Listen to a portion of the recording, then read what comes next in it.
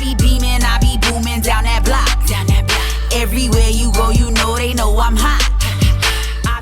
What's up? What's going on, my good people? Welcome back to the channel. Hope you all are doing well. If this is your first time here, I want to welcome you. Pull up a seat. Hope you enjoyed the content. And before we get into this video, I want to ask that you like, comment, share, subscribe. Go ahead and tap that bell while you're at it so you're notified anytime I drop a brand new video, go live, or schedule a premiere. All right, y'all. So I'm back with another video, back with another story time, all that good stuff, y'all. We about to eat good today. I promise you that. All right, I promise you that. Today we having some seafood stew. This is homemade, something I made the other day, and I knocked it out the park, y'all. This is hands down one of the best things I have ever made in my life. Woo! All right, let's go ahead and get into it. I'm just way too excited about this, like way too excited. So I'm gonna get a bite in, and I'm also gonna give y'all a close-up too. I'm gonna give y'all a close-up in just a second because I really need y'all to see what's going on up in here. You know, I really need y'all to see what's happening up in here. So let's go ahead and give y'all the first bite. Got you some rice, some sauce, scallop.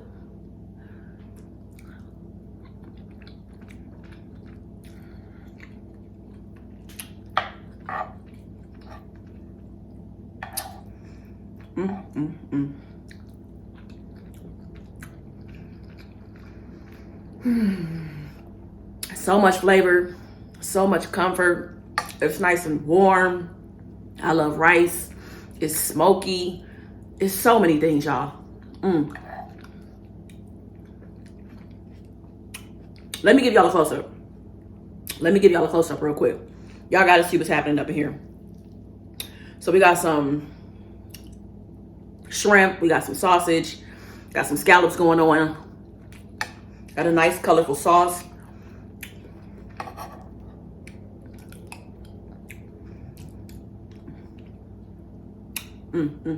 Y'all, I'm not even gonna lie. I promise you, this is definitely one of the best things I have ever made.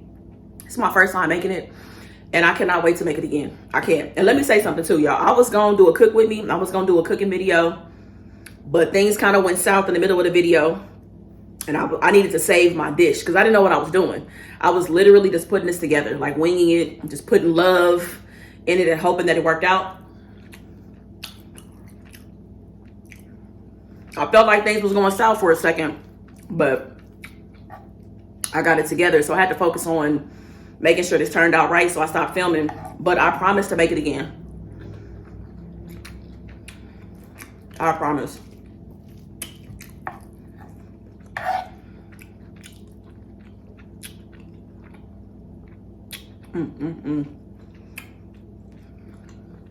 I need some more sauce. I'll be right back.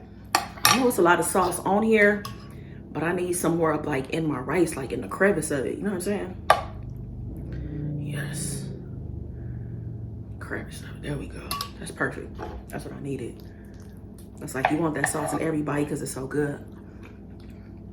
So the base of the sauce is vegetable broth, tomato paste, tomato sauce, and heavy whipping cream. And then just building a whole bunch of flavor. Y'all, there's so much stuff in here I put in. It's so much stuff. So many different types of seasoning. Onions, garlic, parsley, bell pepper. Just all kind of stuff. So I promise y'all I'm gonna make this again. Y'all need this recipe. And for anybody out there, I think sometimes people take things out of context maybe, or forget what was said. I know it'll be somebody in the comments that's like, Rhonda, you just said the other day you was gonna be vegan. I never said I was gonna be vegan. I did say that I was gonna be more plant-based, which I have been. But I also said I wasn't gonna stop eating seafood. I just said I wasn't gonna eat as much of it, not gonna eat as much meat, but I will be eating it, just not all the time. So this dish came about because my mom said she wanted some shrimp. And when she said she wanted some shrimp, I don't know. I just went down this like creative, I don't know. I just started imagining all kind of stuff. So I decided to put together what was kind of in my brain. And I'm really glad that it worked out.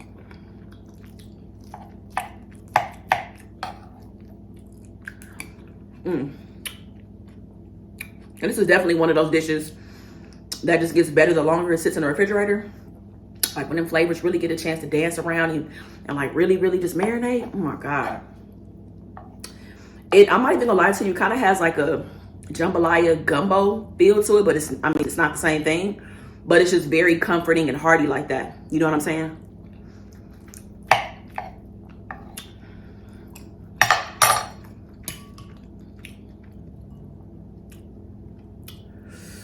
Ooh.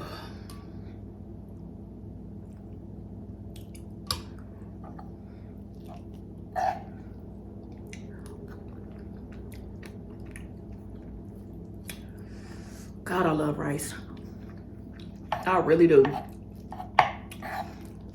And I do not like, I'm a leftover kind of girl, but I don't like leftover rice. I love fresh rice. Like, rice just ain't the same once you put it in the refrigerator. You know? So I definitely love fresh rice.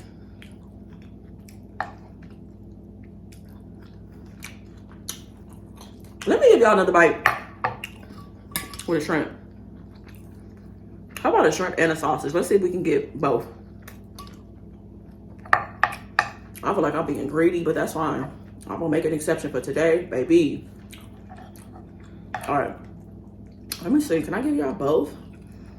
All right, let's see if we can do a big old bite. Ooh, y'all. Y'all can't even see the sausage. It's right there, though. Y'all see it?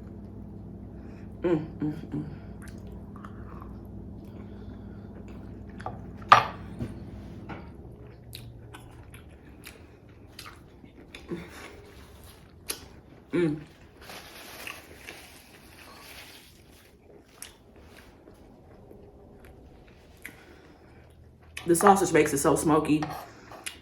There's also some smoked paprika in here too. I can taste it.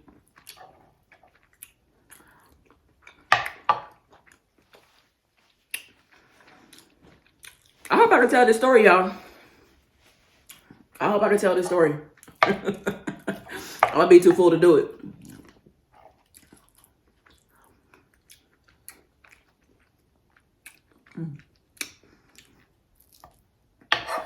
This is so good, y'all. I know I keep on saying it, but damn. I'm so glad we getting a chance to experience this together a little bit. You know what I'm saying?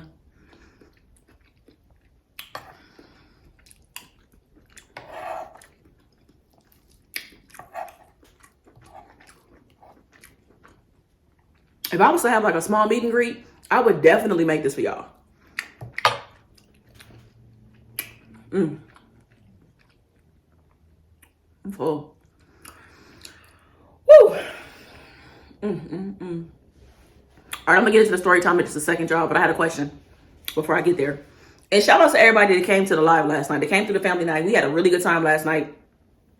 We answered some adult questions. We had a really, really good time. We haven't done that in a while. It was funny. It was entertaining. And it was exactly what I needed. Like, that was a great way to start the weekend. So if you missed, last night's live stream, please go check it out. It's the video before this one. All right. Go check it out. Watch it. Let it play in the background. Whatever. So let me ask y'all a question real quick. Excuse me, y'all. All this belching I'm doing. I'm sorry. So real quick question before story time. Could you date someone that you couldn't really take around your family and friends? So not that they haven't met your family and friends, but they just don't mesh well with your family and friends. I mean, nobody. Like, they don't get along with any of your best friends, close friends, associates, family, sisters, brothers, mom, cousins. They don't get along with anybody. So you can't bring them around. And you're somebody who spends a lot of time with your people. You know what I mean? Could you date somebody like that? Like, would that be a deal breaker for you? I think that would be a problem. I think that it would cause a problem in the relationship because, like, I know it's my decision ultimately, and if we connect and all that kind of stuff, but I'm also thinking that, like, are there things in if all my friends and family feel some way, like, kind of way about you, I kind of would have to examine that, because it's like, am I overlooking something? Am I overlooking something about you? Because sometimes you don't really look at everything the way you should when you end a relationship, right? So I would definitely feel some kind of way that nobody likes you, and I can't bring you around. So of course that's gonna like change the dynamic of the way that I interact with my family and friends. And I don't know that I want to change that for anybody. I don't think I do. Like, it's very important for me to be with somebody that I could take everywhere. That's extremely important. You know what I'm saying? Because I do a lot in terms of like my creative life and events and stuff I'll be going to in the future. And then I spend a lot of time with my family and my friends. So it's like, I don't know if my mama don't like you, if my mama don't like you, something is really wrong. Cause like my mom likes everybody. She does. So I don't know. Like that's like I don't know. It's a red flag for sure. And I don't think I can do it. You know what I mean? Because I mean, I'm gonna be getting all these invitations to go places, and I'm never gonna bring you along with me. You know, you might even feel some kind of way that like the person might even feel some kind of way that I decide to go, you know, even though they're not welcome to come or whatever. Like, I don't know. I think it's definitely important for my person to be included. You know what I'm saying? Like to be included, to feel comfortable, to be welcome. Like that's important. And again, it must be something that I don't see in them or something that I'm ignoring about them that bothers all my people. Like that's, I mean, because what are the chances? I mean, I'm sure it's possible, you know, that, you know, your people don't like the person that you're dating, but like, what are the chances? I have kind of experienced it. And when they didn't like her, no, I feel like everybody didn't like her. They didn't. Like even people I wasn't close to would be like, I'm so glad that shit is over. Like this was back in the day. So I have experienced it and how it does change your life. And people actually stop sending invitations. You know what I'm saying? They stop sending invitations because they do not want to see that person. So yeah, I couldn't do that shit again. But can you do it? Would you do it? Have you done it? Are you doing it right now? Like, let me know. And how has it affected your life? Like, I'm really curious. I couldn't do that shit now. So, all right, y'all. So I'm done talking. Let me go ahead and get into the story time. Oh, before I get started with story time, if you are watching for the first time, this is a fiction story. Some that I just made up. I'm having a little fun. All right. I use my imagination and I want you to do the same. So there may be some things that might not add up or you think wouldn't happen in real life. It's okay. Use your imagination. All right. Please be sure to go ahead and share this with anybody, you know, your circle of friends on social media, any platform, doesn't matter. Share this story. If, like I said, if you're entertained, if you enjoy it, do that for me. And the second thing is to please watch the ads. This applies to me and any other content creator that you watch here on YouTube. It is a huge help. All right, let's go ahead and get into the story. All right, so this story time is about Robin Middleton. Robin is in her late 20s and, you know, she's a career woman, you know, a professional. She works in sales for this company and, you know, she's at the top of her game. Like she's just really good at what she does. So she travels a lot, has a lot of clients, a lot of returning clients.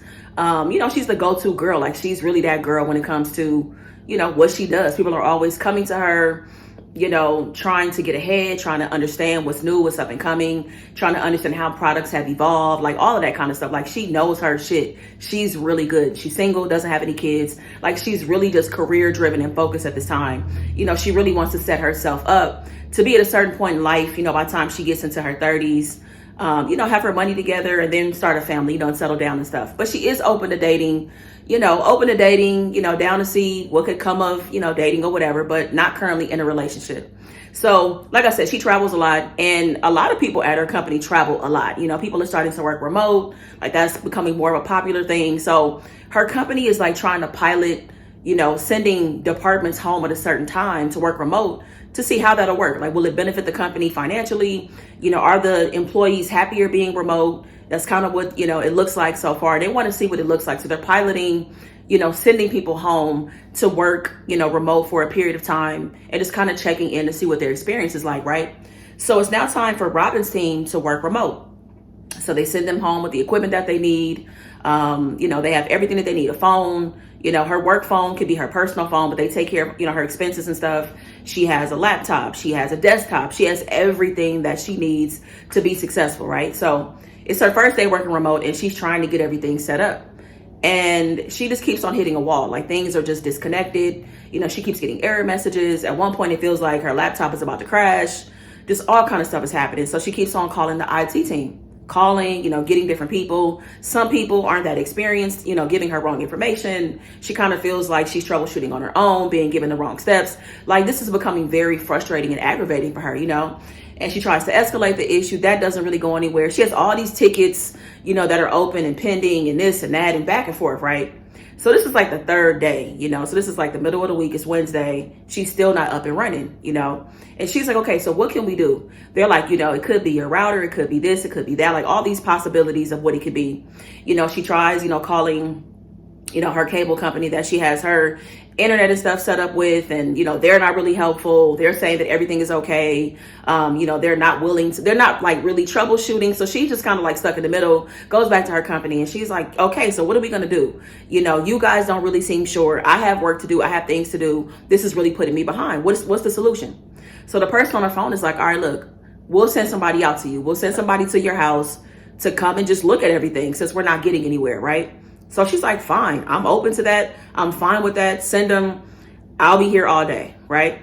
So she's sitting at home, watching TV, returning emails. There's a knock at the door. She goes to the door, and it's this guy named Ian. And Ian, has his badge. He identifies himself as someone that works at her company. He's in the IT department. And he, walks in, he understands what her issue is, and just says that he's there to help her. Like, he seems really confident and sure that he's going to be able to, fix things. So he's there for like an hour, and he fixes everything on her phone. He gets everything set up on her laptop, her desktop. Like, she's up and running. She's smooth. Everything is good. He fixes the router issue. Like, everything's good. And the hour that he's there, they're talking, talking. Not really like, I don't know. It's just like small talk. You know what I'm saying? She doesn't know him. She's never even talked to him on the phone. Like, he was never one of the people that she actually talked to over the phone from the IT department. And, so they're just talking, laughing. They have like a pretty cool connection. And before he leaves, he kind of asks like, would you be down to get to know each other? And she's like, I enjoyed you being here. It was fun laughing, and I also think you're attractive, but no, I, am not interested in dating anybody that, I work with. That's just a boundary for me. And he's like, okay, like, I understand.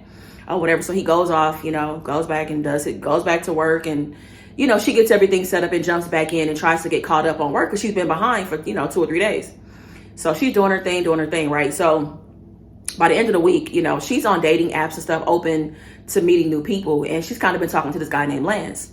And, her and Lance have pretty cool chemistry. He has good conversation. He asks great questions. He is the kind of guy that, catches her eye, in terms of his interests, what he does for a living, like his goals and stuff like that. And he's been pretty consistent, like, communicating on the app. Now, they haven't exchanged information. They've just been kind of dating or whatever. Not dating, but talking on the app. And he asked her out. So she's like, yeah, like, I'm down. Like, let's see how things are face to face. Things are great here on the app, but let's see if it transfers, face to face. So Lance makes a reservation, asks her out that weekend. She says yes. Everything is good. You know what I'm saying? Like, he gets there first. And, they're seated in a booth area, and he's sitting there, gets a drink, just waiting on her to show up. And when she shows up, she doesn't show up alone. So Robin shows up with her friend, Leslie, right? And this throws Lance off. He's thinking like, okay, like, did he just did Robin run into her as she was walking into the restaurant, or, what's happening? Like, he's kind of shocked. So she sits down in the booth, and Leslie sits down next to her, and she's like, hey, it's nice to meet you. Like, wow, you're really good looking. And like, her and Leslie are all giddy and stuff like that. And so, Lance is looking like, well, who the fuck is this? Like, I mean, hey, Leslie, but like, why are you here? Like, his energy is just thrown off. And of course, Robin notices, and Robin is like, look, I'm sorry. This is, like I said, this is Leslie. And look, you're not a woman. You don't know how it is. Like, it's really hard out here dating, some shit be going down. Like, it kind of gets dangerous sometimes. And I've just been feeling really leery about my dates. Just some things that have happened in the past. So I usually bring a friend with me on the first date for me to feel comfortable. And so this throws Lance off, and he's like, what? He's like, women do that shit? And she's just like, yeah, like I said, weird shit happens, to women. And just for my own safety, I bring a friend along with me. And she won't necessarily be at the table with us the entire time, but she won't be far away either.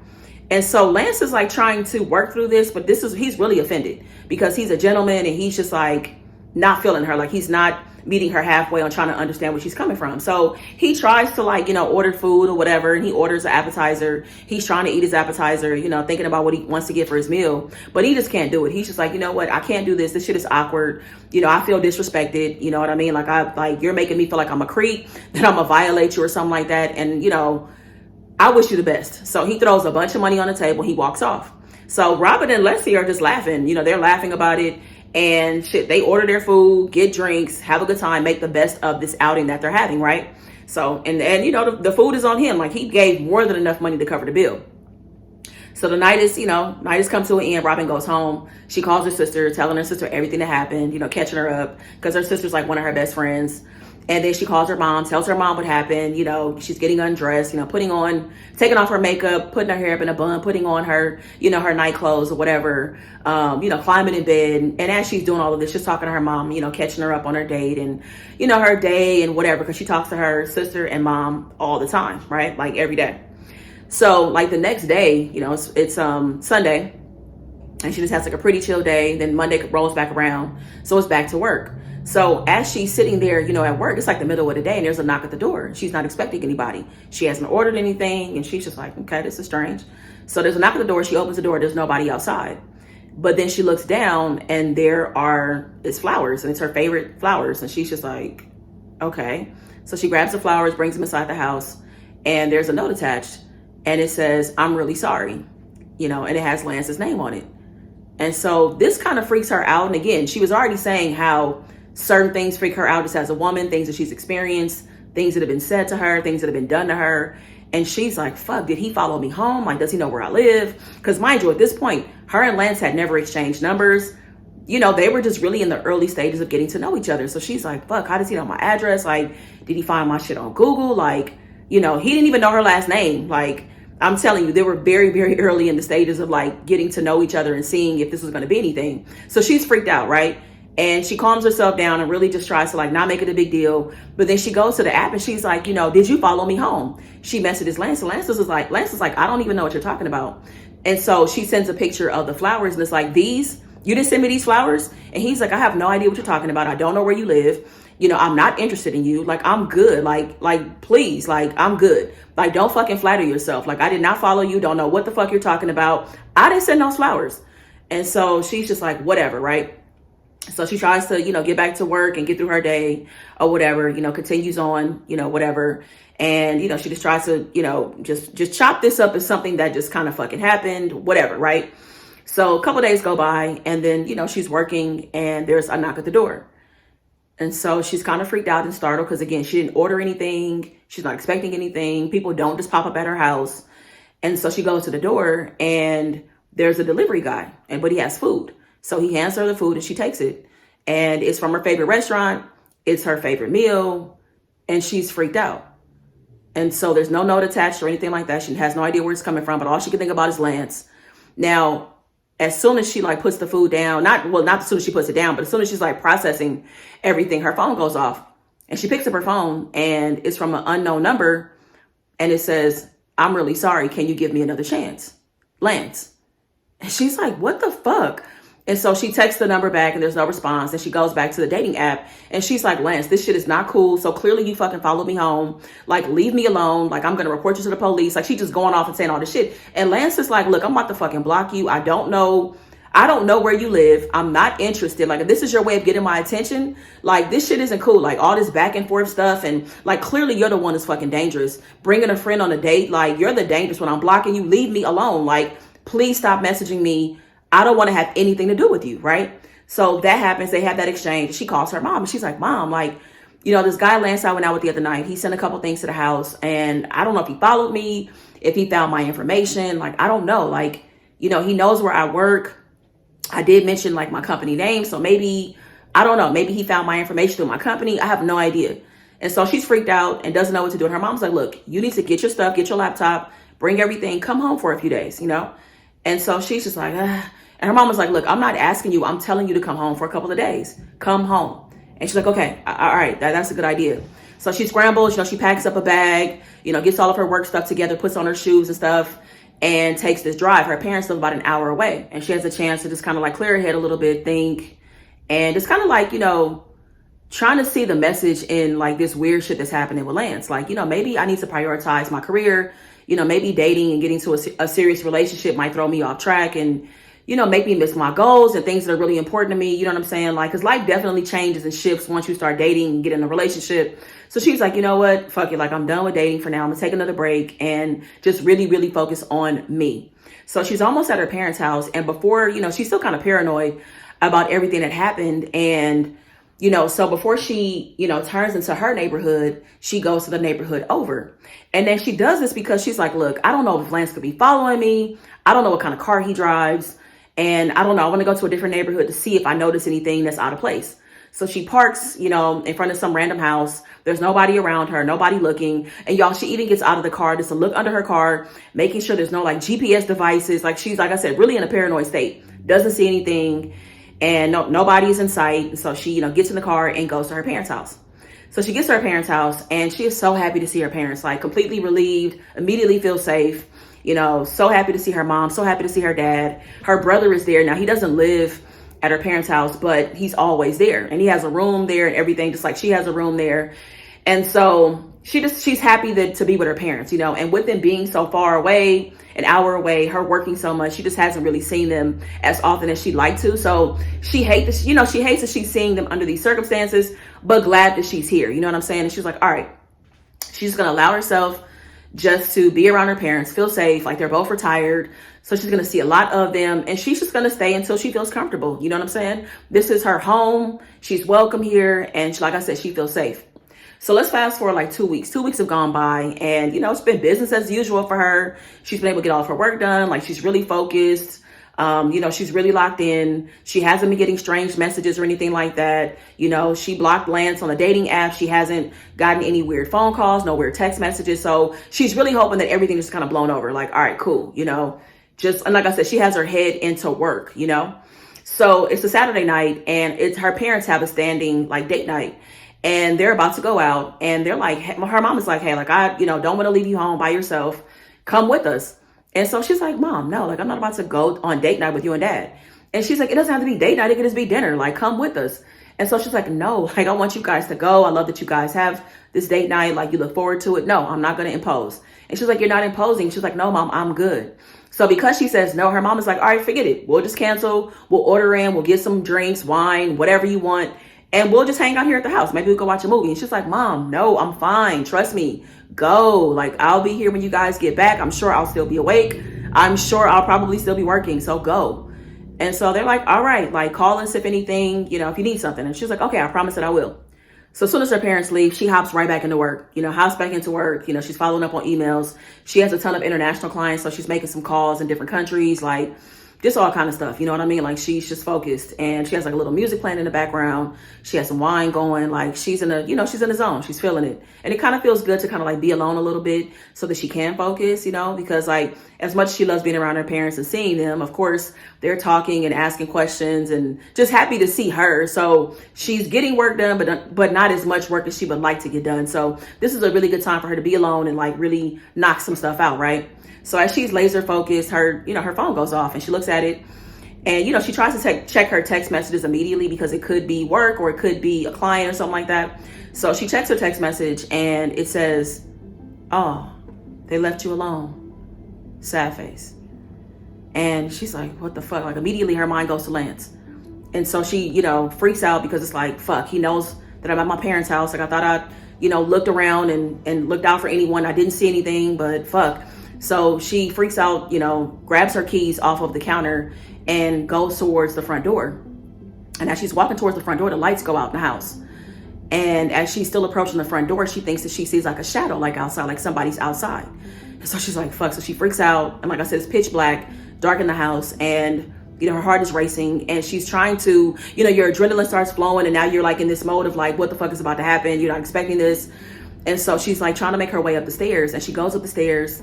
And she goes past her parents' room, the office, her brother's room, makes it to her room, closes the door behind her. And she's like, shit, I left my phone downstairs. She left her phone on the counter because like all of this just happened so fast. You know, she grabbed her keys and was trying to get out the house, and she forgot her phone downstairs when everything happened. And so now she's like, damn. So she closes the door, locks it, and, you know, she reaches for the cordless phone, and it's dead. So she realized that the last time she was at home, she unplugged the cordless phone, so it hadn't been charged this entire time. So she can't call the police, can't call her parents, can't do anything. So she's freaking out what to do next. So now she's about to make her way. You know, she's feeling around because, I mean, she knows this room like the back of her hand. But again, she's freaked out. You know, she has her hand up against the wall, like, you know, guiding her into the bathroom. And she wants to go into the bathroom, but just to lock herself inside of the bathroom, because if Lance makes his way inside of the house, like she just wants to be wherever she can be. And she's like, the bathroom just make the most sense because she can lock it. And I don't know. So she's trying to make her way there. And before she gets there, a hand grabs her from behind, and she's startled and she's shaking and her eyes bulge, and she wants to scream, but you could tell that the person, like, they have their body pressed up against hers, and they're, you know, they're telling her, like, don't scream. You know, they're saying it without saying it. You know what I'm saying? And so she doesn't scream, but her body is shaking. And she, of course, she's just so fucking nervous and overwhelmed, and all these feelings rush in. Like, is she about to die? Like, you know, why did this shit have to come to this? Like, just so many things just rushed into her head. And so, the person just grabs her. They just grab her, don't say anything. And she can tell that like they have on, it feels like they have on a lot of clothes, a lot of padding. And also too, like with the way that they're pressed up against her, she can tell that their face might be covered, like just the way that they're breathing. And it sounds like maybe they have a mask on or something like that. And so, but she hasn't heard their voice, nothing has been said at this point. And so she's just trying to allow herself to, calm down as much as she can. And then she's like, fuck that. I can't just, if I'm gonna go, like I gotta go out with a fight. And so she like, she nudges him in the chest as hard as she can, but then he comes up behind her and he grabs her, he throws her on the bed and he climbs on top of her, and somehow she's able to get from underneath him. And then she goes towards the window, he slams her up against the window, and there's all this commotion. The blinds have come down and the window is kind of cracked open a little bit. There's nothing in sight. They don't have a whole bunch of neighbors close. She hasn't had a chance to scream because this person is definitely keeping their hand on her mouth, like they're trying to keep this under wraps. And so they're just now at this point just tussling, and she has a whole lot of fight in her. She has a ton of fight in her, and she is not letting up, but she feels this heavy body pressing against her, and that she's running out of steam and she's running out of strength. And eventually they crash to the ground. They crash to the ground and she lets out a scream. She lets out one scream, the second scream. She can't make it to the third scream because he puts his hand up against her mouth. He climbs on top of her. And at this point, she's just run out of energy. And at this point, she's just trying to, forget about processing and fighting. She's just trying to accept that, like, maybe this is it. This is how my life is going to fucking end. And so she's looking up, but of course she can't see anything because it's dark. She can't see his eyes. He still hasn't said anything. And then, he comes close into her. He puts his lips up against her neck. He's starting to kiss her. And so now she's at this point like, fuck, what is he about to do? Like, she's about to be taken advantage of. Like, so many things are rushing through her mind, and she just gives in because there's nothing else that she can do at this point. She gave everything she had up until this second, and then bang, bang. So 2 bangs, and then this big body just suddenly collapses and crashes off to the side of her. And she has no idea what just happened. She sees a flashlight, but she doesn't know who it is. She doesn't know what's going on. Who the fuck is this? Her parents are not back home. She can't make sense of it. She doesn't know if she's still in danger. Is it somebody that this guy was working with? Like, what is happening at this point? So then she hears a voice, and it's her brother Raymond, and she is so fucking relieved. Like, oh my God, like, I'm gonna make it out, like, but still, like, what the fuck just happened? It happened so quick. It all could have went a different kind of way. So he comes over, he picks her up, he has his flashlight, he has his phone, he's ready to call the police. And she's like, yes, call the police, but keep the flashlight right here. Like, she's like, she grabs the flashlight out of his hand and she has it on, this body that's laid out in front of her. She snatches off the mask, and it's not Lance, but it's Ian, the IT guy, the guy she works with, the guy that came to her house, that helped her with her phone, that helped her with her laptop, that helped her get everything set up, that wanted to go out on a date. Like, what? This is not what she was expecting. What the fuck has just happened, And so just trying to make sense of it all, just traumatized, overwhelmed, feelings all over the place, like just this near death of experience, just completely violated, and just things could have went totally different. Thank God her brother came home. And so, they get downstairs, they call the police comes, their parents come back, and it's just a crazy turn of events. Ian is pronounced dead on the scene. And this is just a crazy story. It is, and so basically what ended up happening, like, Lance never did anything. Lance said that he had no interest. He would never follow her home, and he was telling the truth. It was Ian the entire time. Ian couldn't take the fact that he wasn't given a chance and that he was rejected. And so he took it into his own hands. You know what I'm saying? Like, and before he even asked her out on the date, he had set up all this shit on her phone, on her laptop, to be able to have access to what she was doing. You know what I'm saying? So even if he couldn't see what she was doing when she was on the work computer, he could see what she was doing, on the dating apps, and who she was texting, who she was talking to from the work phone. You know what I'm saying? Because again, she had a work phone, but she could use it for personal reasons. You know what I mean? As long as it wasn't like porn and shit like that. But dating apps and all that stuff was fine. Like, the company had no problem with that. And, Ian was just locked in, sending the food, sending flowers. And, when she went to her parents' house, like, he felt like it was time to, take things to the next level, and he planned on doing all kind of shit to her, when the chance and the moment presented itself, you know what I'm saying? So when he knew that her parents were going to leave, you know what I'm saying? And like, even prior to that, he was kind of like hanging out at the house, like walking around, the house and like driving by and doing shit like that. Like he was obsessed, he was stalking, and all of this because he got rejected and just because he can get away with it. This wasn't his first time doing shit like this. You know what I mean? Because you think about it, like when somebody is from your IT department at your job, you let your guards down. You let your guards all the way down. And like I said, luckily, at the time her brother just happened to come home. He just happened to come to the house and he saw the commotion happening up in the room and he ran upstairs. They have a gun in the house. He grabbed the gun on the way up because he had no idea what the fuck was going on. But clearly something was going on. Like it was so aggressive, and then he heard that scream and when they crashed to the ground and, he knew that something wasn't right, So yeah, that's what happened. But like I said, y'all, like just be careful, ask questions.